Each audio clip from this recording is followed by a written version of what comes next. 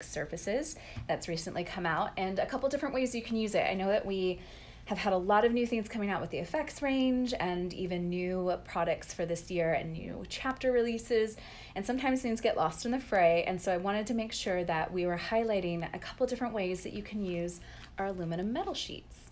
So they come in these really cool little packages, which I love because you can see the actual color.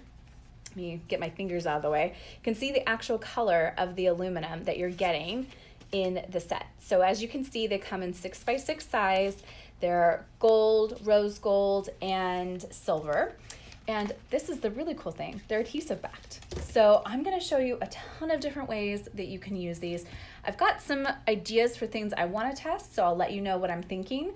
There's some things I haven't had a chance to even try out that I wanna test and see if they'll work. So I'll tell you about it, because maybe if you have them at home, you can give it a try as well. But I'm gonna switch to an overhead cam so I can give you a closer look into what we're doing with these aluminum metal sheets. So hold on one second. Okay, I think we're all switched over now. So the first thing I wanted to talk about with these is that while these aluminum metal sheets are part of our Surfaces range, they also fit in really well with our metallic color story. So we've come out with a variety of products that all kind of correlate together. So we've got them in silver, gold, and rose gold, but we also in our effects range came out with luster waxes in silver, rose gold, and gold. We also have our opulent cardstock. You get 5 different textures of paper in our opulent packs. And so we have opulent paper packs in those colors. We also have our sequins and beads towers in those colors. So it's really nice that you can kind of get a variety of different things all in those colors. So if you wanted to do a metallic project, you could have all these things that align together and mix and match the different textures, the different surfaces, the different effects items. We also came out with metallic paints this month, and they also came in the 3 colors. So you get a lot of different, and the foil sheets and the metallic flakes. Oh my gosh, I just remembered all of those new ranges. So we have a lot of new products that all correlate together. They're all complementary. Sometimes they have like differing kind of tonal colors. So it's nice that you can incorporate things and have different features. I also wanted to point out, I'm going to pull out one of the sheets. It's so nice with these, with the way these are stored. You can keep them stored in there. We like the idea of them being flat so that it's easy for storage, and it keeps everything in one place. But one thing I wanted to mention was that these work great with our 3D embossing folders, our CEDs, which are the chemically etched dies known as thinlits and framelits, and with our Biggs SRD steel rule dies. So it's nice. It works with pretty much our entire range, which is not always the case. And it's really nice that you can get this metallic kind of finish, and it works with a variety of our products. It's also really nice because it's basically a soft application of our metal sheets without like sharp edges, because I know sometimes people work with actual metal and you get those really sharp edges where you can cut yourself. You get the same kind of metallic effect, but without that worry of hurting yourself. But I do want to show you today how beautifully it works with our 3D embossing folders and our multi-level embossing folders. I'm going to mostly use 3D embossing folders today, but they do work beautifully with the multi-level as well. So I've got a couple different ways I want to show you how it works on the machine. So I'm just going to pull the machine in real quick. Got my plus here today, so hopefully it's not too out of frame. So when you're doing embossing, you're always going to want to follow the instructions on your platform. And I know on this one, this is my embossing platform. And then I'm only going to need 1 cutting pad when I'm working with this. So one of the beauties of this particular surface is that when you're working with 3D embossing, we always tell you wet your surface so that it opens up the fibers. And that's because sometimes if you don't open up the fibers, it tears the paper, it rips it. And that's just because the 3D embossing folders, there's so many levels of gradation in these. If you have our 3D embossing folders, you know that there is so many different and more intricate kind of designs. And so asking paper or any type of surface to give into that can automatically rip it, which is why we tell you to incorporate or spritz some water on it so that it doesn't tear your paper. It breaks it up, and so it molds better. Now with this, you would think, okay, I have to do the same thing. That is not the case. I have found when I'm using these that I can put them straight into the folder and just close them up and run them through. I still recommend, like with our other 3D technology, when we say 3D, run it through 3 times, I still think that's the case. I personally like to do that so that you just really get that extra level of detail. You don't have to with every surface. I find with our texture rolls, you only need to do it twice. But with these, I just do 3 times because it is a little bit of a thinner surface. And I used our chapter 2 folder called Organic Petals. And look at that detail. That is so stunning. I love that. And it's pretty firm. Like it's a very thin surface, but it holds the design beautifully. I've got a couple here where I actually peeled them off. Now this is one thing I will say, because it peels away and it becomes a very thin, it's a very, very thin thing. It will lose a little bit of that 3D. It won't lose the design, but it will lose a little bit of the 3D if you peel it away. And I'm going to show you how that looks like because I did that on a project that I'm going to run you through. Now, if you want it to maintain the integrity of that 3D like perfectly, what I would recommend is peeling the foil, not the foil, but the metal away, and putting it on a piece of cardstock and then running it through. And I'm sure you're thinking, well, why would I do that when I could just do it on a metal, not metallic, but on like an opulent cardstock, or I can do it on a metal kind of looking cardstock. Cardstock again kind of rips. So this is your way of getting around that ripping, because this product doesn't rip or tear easily. And you saw I ran it through 3 times without water, and there is not a single detail on here that is not missed. So I will say, if you want, this is the same product, but you can see it kind of maintained that integrity a little bit more. You get a little bit more of a firm impression if you put it on paper first. You don't have to, depending on the design, you might want to, but I backed this one onto cardstock and I basically just cut them in thirds and laid them on there so I could get multiple different things, because I know some embossing folders have like a scene that could be really pretty. I just wanted to show you that. So there's a couple other things I want to show you that this product works really well with. And one of the things, I'm not sure if a lot of people are familiar with, but if you have intricate style thinlits, you can actually turn them into embossing folders. And the best way to do that is with the Emboss and Transfer set. And I've got one right here. So your Emboss and Transfer set comes with the silicone rubber and an impressions pad. And basically what it does is it turns detailed thinlit dies into embossing folders. So I'm going to run through what you're going to need with this. So again, you want to be, follow your platform, you want to be on the level for embossing, because that's what we're doing. You're going to need 1 cutting pad as your bottom of your sandwich. Then you're going to put the aluminum foil facing down, or actually, sorry, you're going to put the die down. And then you're going to put the foil on top. I keep calling it a foil because that's what it reminds me of, but it's the metal sheet. You're going to put that there. And then you'll put down your silicone rubber. And that's what keeps it from cutting. Because then you're not going to need a top cutting pad. You use your impressions pad. So your silicone buffers between the impression pad and the die so that it won't cut through. And you only need to run it through once, but I like to run it through twice. And that cracking noise is okay. Normally, that means it's cutting. And I was very shocked by the results of this because it doesn't cut at all. How amazing is that? It gives you an embossed, I like can't stop talking about this. I'm like actually stunned at how amazing this looks. So I actually cut it down so you can see what it looks like once you cut it down the panel, because you can't run it through again. Otherwise it'll get rid of the emboss. But I was actually pretty blown away by the level of detail and how crisp it looked coming out. So I'm gonna really try to put that up there so you can see the detail. So you can actually use this material and your Thinlits dies and the emboss and transfer set, and create your own embossing folders, even if you don't have 3D and folders around. Thought that was a fun little nifty trick.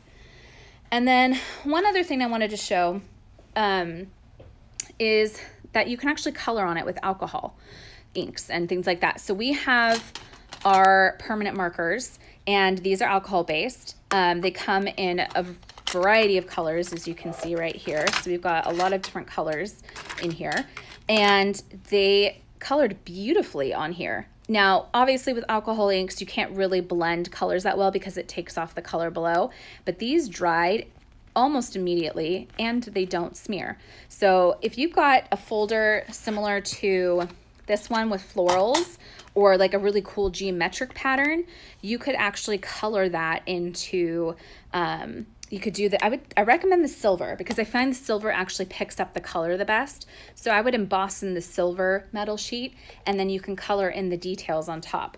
I thought that was just really cool. There's a couple of other effects that I want to try out and see if I can get them to work. I haven't tested out to see if our luster waxes work on top of these. I thought that might be kind of cool to test out. I think the idea of even taking dry paint, like acrylic paint, and trying to dry brush acrylic paint across the top could be kind of cool. So you get the metal underneath, but then you get this cool metallic or acrylic matte on top. That, again, haven't tested those out. So maybe if you have them, you can test them. I'm going to test them, and I will share in a future blog or vlog how that turned out. But for now, I'm going to show you guys a couple of projects that I put together with some of our chapter 2 dies. So I'm using my lavender dust cardstock right here as my base, and then I actually took our paisley folder, which is this one right here from chapter 2, and I cut out I embossed the silver metal sheet. Now I want to say this, I embossed the sheet first, and then I put it on a spare piece of cardstock. So I peeled it away, and it was very thin, and then I mounted it onto cardstock, and look at the integrity it maintained. So you can see that it's on the cardstock. I peeled it off very thin, and I just lightly applied it, and it has not lost that shape at all. Now, if I wanted this to be very dimensional, I would have first applied it to the cardstock and then run it through the machine so that it was maintained that 3D. But I still think that looks amazing, even with it not having like the full dimension that you would expect. So I'm gonna just apply this with some of our express glue onto my card base real quick.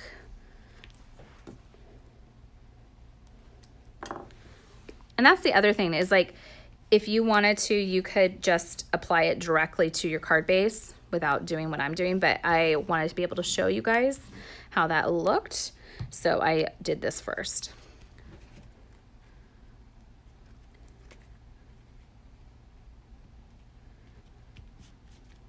Now what I've done is I wanted this as a background. I think that's ultimately, I think that's what's beautiful about these particular features is like you can have a really nice background and then build up on top of it.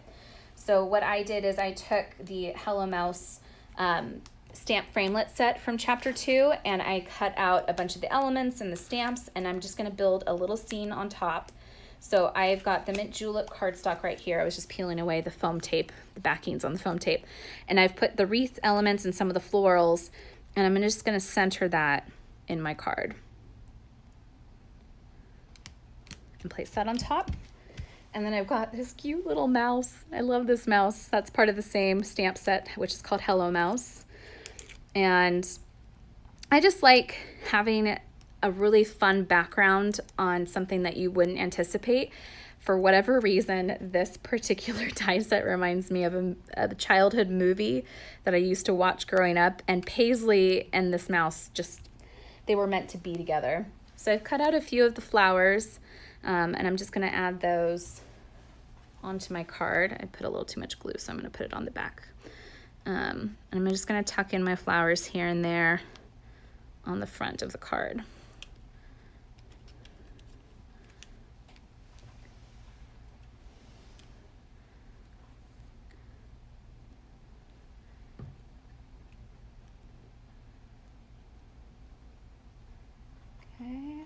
go. And then I also, that particular die set, the stamp set that comes with it, comes with stamp framelits. So I'm going to show you the stamps I used. It comes with a fun little sentiment on it. I don't know if you can see this. I'm going to turn it like this. So there's thanks, hello, just to say, and then there's some other smaller features that you could like have stamped around. I stamped the mouse and then colored it in with some colored pencils. And I'm just going to glue my sentiment on real quick. I think I'm going to put it right here. And I love that that's a very simple card make, but it has that metallic background, really just gives it that extra little oomph that you want when you're sending your cards. And it can be an overpowering background, so I think kind of doing it and breaking it down with a little bit of cardstock really allows you to focus on that without losing what the card is all about, which is just to say hello. I also wanted to show you what it looks like when you peel it away and add it onto the cardstock. So I've got another card base here with our mint julep, and I have applied some foam tape on the back of this panel it's a white panel that I just embossed with the organic petals folder. I have found I really like that tone on tone kind of look versus adding inks or anything on top to kind of enrich the designs. I think sometimes it's just nice to see them in plain white. I think it makes a beautiful clean background. So I'm just going to add that to the bottom real quick. Now, I showed you earlier how I peeled it off on that one and laid it down on cardstock. So you can see the difference. Like, it obviously is more 3D right here, but it maintains the shape when you peel it off. So I've got this one where I'm going to peel it away and I'm going to add it onto a strip of cardstock I've got right here so you can see how I did it. So just peel away very gently. And then you're just going to want to, because it's very delicate, just want to do this part slow. Take your time. It will peel up, but it's not that easy to peel up. And then you're just gently going to push it down with your fingers. So I kind of messed that up a little bit. Wasn't paying too much attention on this side. But I'm going to see if I can fix that. But you can see I'm just gently pushing down. I'm not like pushing down very hard, but it's maintaining the ridges of the 3D. But the center I'm pushing down so you get the detail still. And I'm just doing it very gently so that I'm not getting rid of that whole 3D element. Now, if you push down really hard, you can get rid of all the 3D part of it. But I just love how it still maintains all of that amazing kind of detail work, but you still get the ridges of the 3D. Now, I didn't go very slow, so I actually have a little piece right here that's got a bubble in it, and that drives me crazy because I don't like how that looks. But if you go slow like I did on the original sample, you will be able to avoid that. So I'm just going to trim off. I've got a little bit of white cardstock sticking out, so I'm going to trim that off the edges. And then I've paired this with our fairy die from chapter 2. So I'm just going to glue this onto the card base.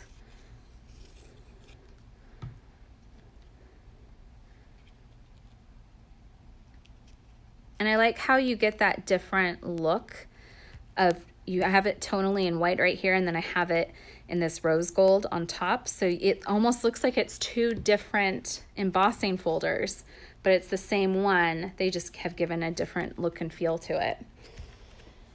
So I've cut out the fairy silhouette in black so that she stands out. And I'm just gonna add a little bit of glue and glue her down. And then what I've done, I talked earlier about how this fits in with our color story. So what I did is I colored, or cut her wings, I should say, in twice. And the front one I did in black to match the silhouette of her, but then I cut the back one in the rose gold glitter. And because this is an intricate die, And this particular glitter cardstock is a little bit thicker. I ran it through twice and it didn't actually allow you to cut it out. Now I would have used the Chrome Precision base plate if I wanted this to empty out, but I didn't want it to empty out. So I didn't use the chrome plate so that all those pieces would stay inside. So I've got this rose gold. They're tonally different, but they're in the same color family. So I'm gonna glue this down so it's behind the black silhouette just to give it a little bit something extra on the card. So she's got her fairy wings. And then I'm just gonna glue this on top. And I'm only gonna glue it right there so that the wings kind of come away, giving it more of a 3D look and feel. And then this particular die set comes with a couple different features in it. So you can have stars where looks like she's blowing kisses. So you can have her blowing hearts or stars or butterflies. So I cut out a bunch of the butterflies because it's spring and we obviously want butterflies everywhere. And so I'm just gonna glue a few of these on real quick so that you can see.